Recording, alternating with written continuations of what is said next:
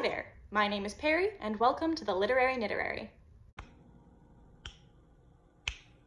Okay guys, today I'm here to film my June wrap-up. As I mentioned in my last video, my reading month in June was a little bit weird. I lost some of the sort of momentum or motivation or focus that I had had for reading for the past couple of months, so I read a little bit less. But with that being said, I still managed to finish 11 books for a total of 3,379 pages, which is an average of about 307 pages per book, or reading about 113 pages per day. The books I read in June were on average very new, with an average age of just over 3 years and a mode release date of 2020. As far as audience, 5 of the books were YA and 6 were written for adults, so that's about 45% YA, back up to a pretty high percentage of YA, which I think is because normally when I try to read specifically queer books, I end up picking up queer YA, just because I think YA is more likely to be specifically marketed as queer if it contains queer content than adult books are. So that's my interpretation of that trend. Because I didn't read quite so many books last month, I don't know how edifying a genre breakdown is going to be, but for anyone who is interested, I read 3 young adult contemporaries, 2 adult historical romances, 2 pieces of speculative fiction, 1 memoir, 1 mystery, 1 like general fiction / dark academia book, and 1 collection of young adult historical fiction short stories. I've been experimenting with different wrap-up formats, and for this month I am going to be loosely ranking the books by their quality or my level of enjoyment or the rating that I eventually gave them. So loosely speaking, I'll be presenting these books in a list from worst to best, least recommend to most recommend. So without any further ado, let's get into the books. I wouldn't say that I read any bad or even particularly disappointing books in June. I had a pretty good reading month, so we are starting off with the very respectable rating of 3 stars, and our first 3-star book is The Green Mill Murder by Kerry Greenwood, which is number 5 in the Phryne Fisher series. This is sort of a cozy murder mystery series set in the 1920s in Australia and following a female detective named Phryne as she solves different cases. All of the entries in this series are around a 3 or a 3.5 for me. They just sort of get the job done. You know, they're enjoyable for what they are. This one has some fun 1920s vibes because it's set in a jazz club, and the sort of opening scene of the book includes a dance marathon. I do have to say that I guessed the sort of murder weapon, the murder method really early on in the book, and also that so these books usually have a sort of an A plot and a B plot going, 2 sort of separate things Phryne's been asked to investigate that usually turn out to either be thematically related or linked in the actual circumstances of the story. And this book, she sort of figures out the mystery in the A plot and then says, I have to go do something, I'll tell you how it was done later. And we basically hit pause on the A plot and she goes and deals with the B plot for like a really long time. And that just felt a little bit sort of abrupt or disjointed. It felt like the 2 halves of the book don't cohere together as well as they normally do. But with that said, this is a perfectly fine book, a perfectly fine entry in this series. Next up at around 3.5 stars, we have The Mermaid, the Witch, and the Sea by Maggie Tokuda-Hall. This is a young adult fantasy that is mostly set on a pirate ship and on the sort of various island nations of this world that the author created. My favorite part of this was the sort of sea setting. A lot of the book is set on a pirate ship, and the characterization of the ocean as a sentient sort of godlike being. I really liked those parts of the book, but with that said, a lot of the threads in the book felt sort of underdeveloped and choppy or incoherent. The magic system is based on storytelling, so that should be something I really enjoy, but we don't spend long enough with the magic system for it to make any sense to me, so it ended up not really working for me. The romance jumps several levels of intensity really quickly, and the relationship between the main character and their brother kept going back and forth in a really kind of confusing way. It wasn't clear if the character had learned anything in reference to that relationship because the decisions they made throughout the book contradicted each other, conflicted with each other, and so it just kind of felt a little bit messy. I think this book had a lot of imagination behind it, but I think it probably could have done with some more additional editing to sort of clean up some of the arcs and make some of the plot elements stick together better into a cohesive whole. With that said, there is a lot of representation in this book. The main character is Black and gender fluid, and then there is a Japanese coded sapphic love interest. And also something that I liked about this book was that it is a young adult fantasy that really interrogates the concept of empire, which is nice because a lot of fantasy novels tend to take the power structure of a kingdom or an empire totally for granted and just plop it in as the backdrop of their world. So it was nice to see a fantasy novel, especially one aimed at younger readers, consciously, thoughtfully interrogate imperialism and colonialism in the book. After that, we have another 3.5-star book, and that is All Out, The No Longer Secret Stories of Queer Teens Throughout the Ages, edited by Saundra Mitchell. This is an anthology of queer historical fiction, young adult short stories by a bunch of largely well-known queer young adult authors. And this was an issue where I didn't know the book's format wasn't going to work well for me until I was already reading it. I was really excited for this one because queer historical fiction is right up my alley, but because they were short stories, they couldn't really deliver for me what I like about historical fiction, and all of them except for one were basically romance short stories, but because they were short stories, they couldn't really deliver for me what I like about romance either, which I didn't know because I've never read a romance short story before. But basically what I like in historical fiction is getting really immersed into the details of the world and the lives of the characters, and in a piece of short fiction you don't really have time for that, you just have time for a taste. And what I like in a romance is a really drawn out slow burn with lots of like yearning and pining, or a long time where you get to see the characters being happy and cute together, and a short story can't deliver either of those things for you either. If what you like in a romance is a meet cute, you might love this. This might be great for you. But for me, the short story format just didn't work that well. So the book taught me something about myself as a reader, and that will teach me what to look for in historical fiction and romance books going forward, but it was overall a very enjoyable read. The one thing I will say is that I wish there had been a little bit more representation for bi characters and also trans or non-binary characters. To the best of my recollection, not a single one of these stories is told from the point of view of a trans or non-binary character or a bisexual character. And as far as I can remember, there were only 2 trans characters in any of the stories and 1 possibly bisexual character in any of the stories.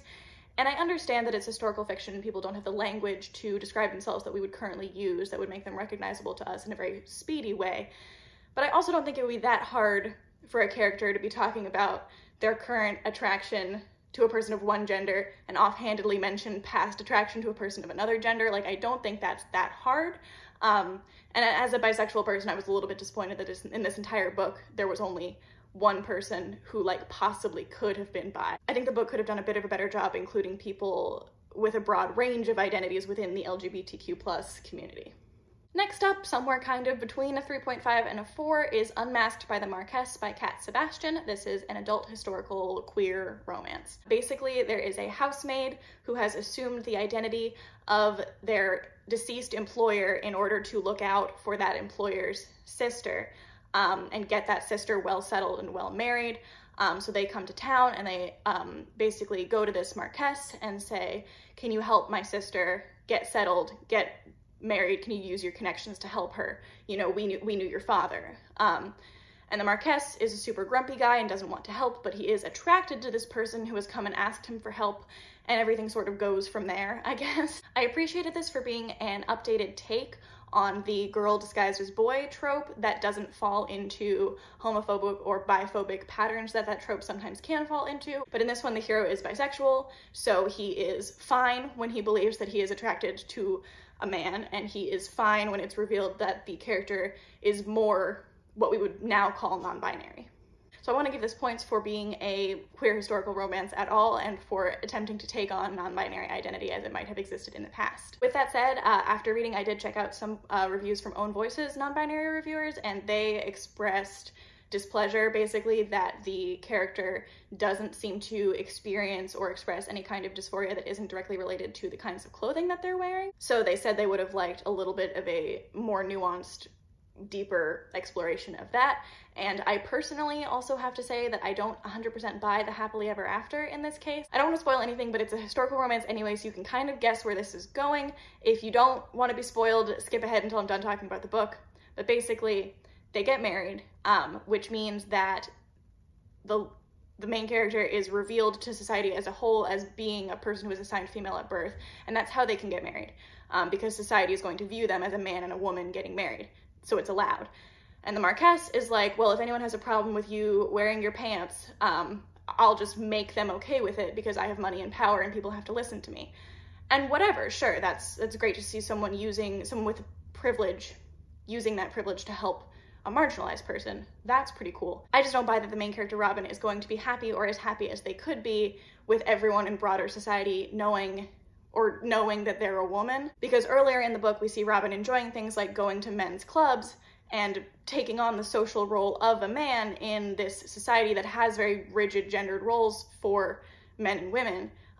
We see this character preferring the role of the men, and by getting married, basically society is now going to see this person as an unconventional woman, which means that I think that a lot of the things Robin enjoyed doing are not going to be available to them after their marriage. So I don't believe that this was the best solution for everybody involved. And I was also really kind of hoping that because this was a queer historical, the ending would fall into a different pattern, a pattern where marriage, love, sex, reproduction, money, power, and land aren't all inextricably tied up into one indissoluble bundle like they usually are in heterosexual historical romances.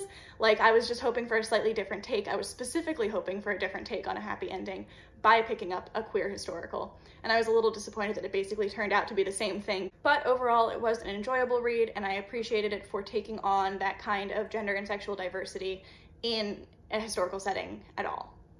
Moving on to our solid 4 stars, we have Verona Comics by Jennifer Dugan. This is a young adult contemporary retelling of Romeo and Juliet, and I basically thought this was really interesting, but I think I might have enjoyed it more if I had known what it was going into the book. So I've seen this marketed a lot as a fun, fluffy, young adult, summer, cutesy, rom-com type book, and that's really not what it is at all. It's actually, and I think more interestingly, a serious investigation of the source text Romeo and Juliet that asks, what is it about teenagers that allowed the situation in Romeo and Juliet to come about and to escalate the way that it did? And what do those same traits in teenagers today look like and do? So basically, more so than a rom-com, this is a serious toned investigation of a relationship between 2 teenagers who are, yes, from rival families. They own rival comic book shops. Who become involved, but their relationship quickly escalates in intensity and becomes sort of a codependent thing where one character is really depending on the other for the stability and maintenance of his mental health in a way that is eventually quite unhealthy. Additionally, I wanted to mention that both of the main characters, the boy and the girl, are both bisexual, and then they get into a relationship with each other. So if that's representation that you were looking for, it is present, although overall incidental to the storyline. So I really appreciated this for really truly interrogating Romeo and Juliet in a way that most Romeo and Juliet retellings never do. Most retellings just take the setup of like 2 people from groups that hate each other, but they like each other, and then they throw everything else out. So this book, I think, does a lot more interesting intertextual work with Romeo and Juliet and with what it is about teenagers that causes situations like this. But with that said, reading it did make me really uncomfortable. But I think the fact that it made me uncomfortable shows that it did what it set out to do well. So I do recommend this as a serious investigation of boundaries in teenage relationships and an investigation of Romeo and Juliet that surpasses that in most other retellings. Okay, next up we have The Duchess Deal by Tess Adair, and this is another adult historical romance. It's basically a Beauty and the Beast retelling. This follows an ex-soldier who has burn scars on a lot of his face and body, and as a result of that, his fiancée broke off their engagement, and he has decided that he is hideous and unlovable, and he's going to be really angsty about that. And then the seamstress who sewed the wedding dress for his ex-fiancé needs to be paid for her work, so she decides she's going to show up at his house dressed in this wedding dress and demand money for her labor because she needs to pay rent and so forth. So she turns up on his doorstep in a wedding dress and is like, hey, give me my money. And he's like, I'll do you one better. Let's get married. And he basically proposes a marriage of convenience where the 2 of them will get together so that she doesn't have to work anymore and so that he can have an heir, but they don't have to love each other or anything. And she eventually consents, but then maybe they love each other or something. I think you can figure out what happens. This didn't leave very much of a lasting impression on me, but it was entirely sweet and fun. It's funny, it's a little bit over the top at times, but always in a self-conscious, self-aware way, so it's not melodramatic. It's purposefully a little soapy or campy for comedic effect. So it's just a really good time. It's a fun, fluffy romp.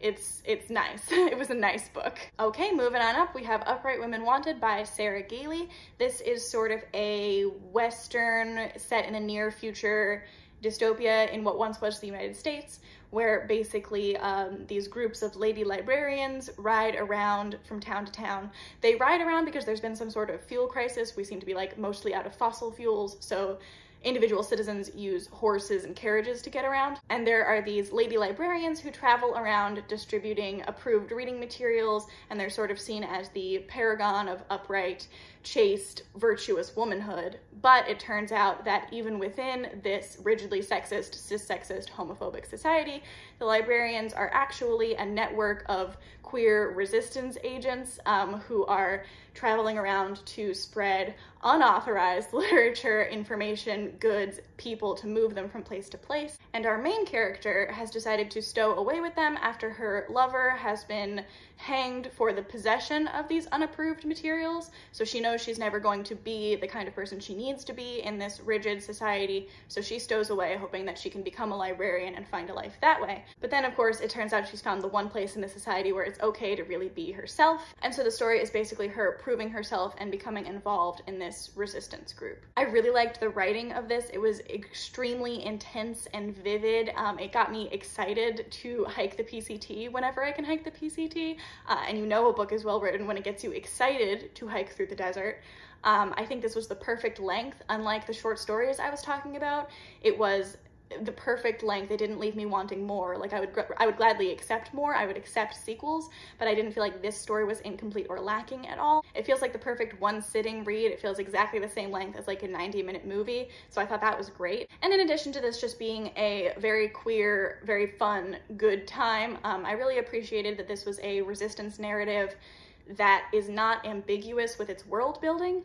I feel like a lot of our resistance narratives are sort of purposefully perhaps vague in the world building, and they allow anyone to read themselves into the identity of the protagonist and the journey of the protagonist. And in our current climate, where people continue to say very bigoted, hateful, harmful things and believe that what they are actually doing is expressing an unpopular opinion and standing firm and standing their ground, and doing something good, unpopular but good, in that respect, when what they're actually doing is harming more vulnerable people.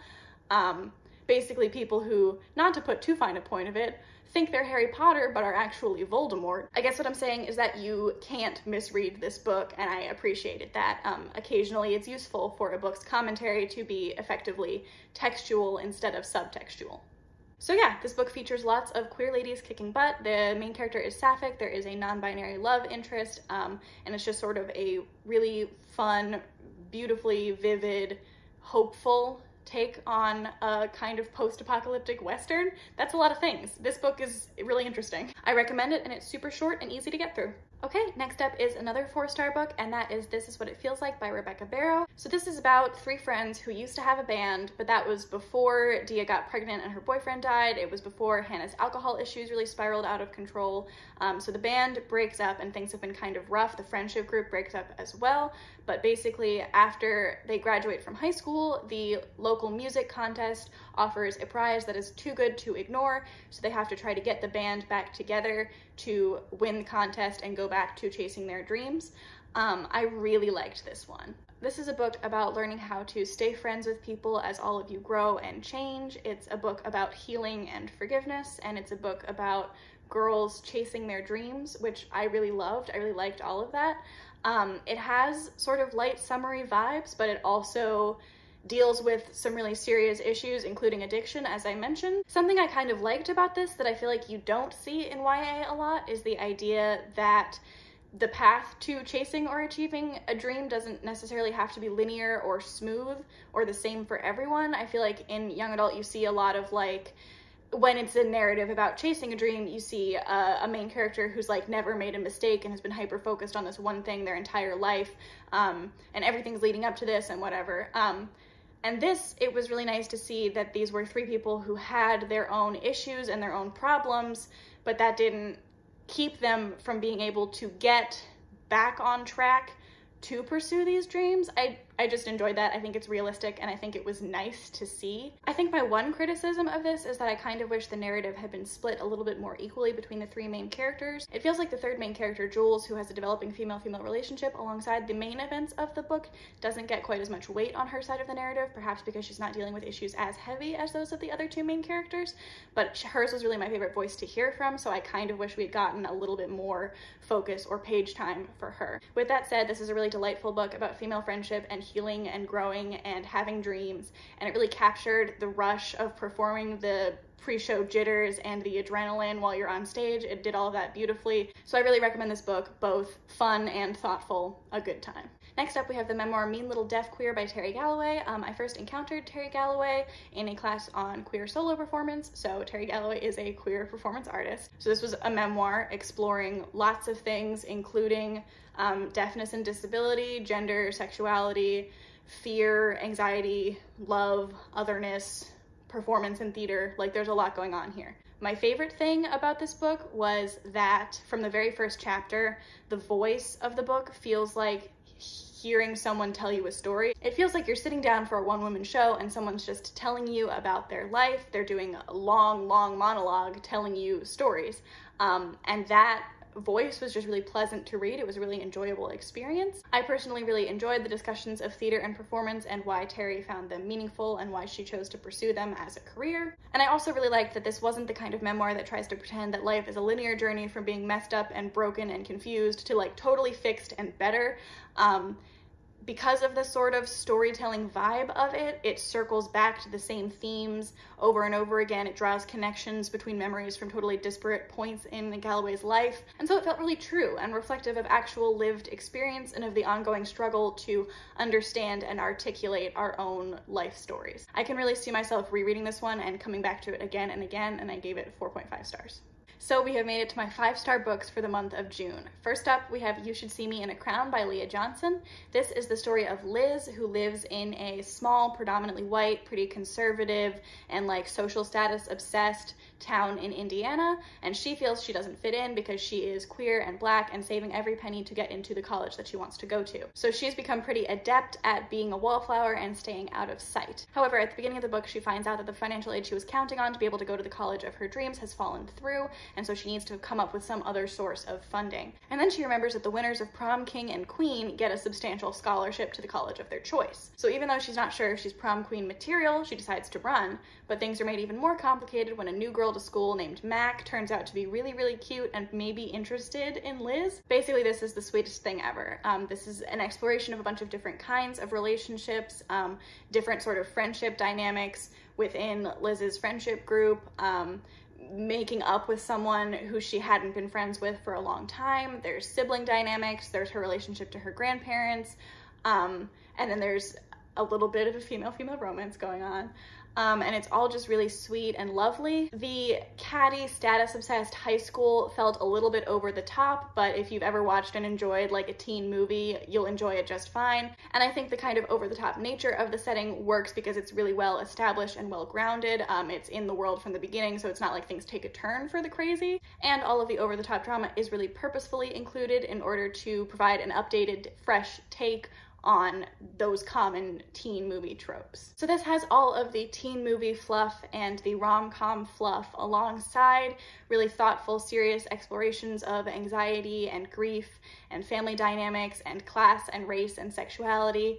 At the same time, it does both of those things really well, and it's just so sweet, both because of the romance and because over the course of the book, you see Liz realizing that she deserves to be confident, she deserves to get attention, she deserves to take up space, she deserves to be treated well by those around her, and that sort of journey of self-actualization was so good and sweet that I actually teared up a little bit at the end of the book. Like, this is really good. If you like YA contemporary, you should definitely read this book. And finally, my favorite book of the month of June was If We Were Villains by M.L. Rio. This is a sort of dark academia book about a group of students in a Shakespeare acting program at a prestigious conservatory and what happens when one of them dies. The book opens with the main character having just finished a jail sentence for a murder he may or may not have committed, and basically the detective who investigated his case is retiring and comes to him and basically says, "Now that it's all over, will you tell me the real story?" And the rest of the book is him telling the real story. This was so amazing. I hate to rely on this comparison, but this was basically like The Secret History, but better. It's like The Secret History, but if any of the characters were likable or had redeeming qualities at all, which I understand wasn't the project of the Secret History, but it was nice to have, you know? It was nice to have characters who were flawed, who were messed up, but who you could still like and empathize with. Like, that was nice. This is like The Secret History, but if The Secret History history, thoroughly and successfully interrogated how the specific academic content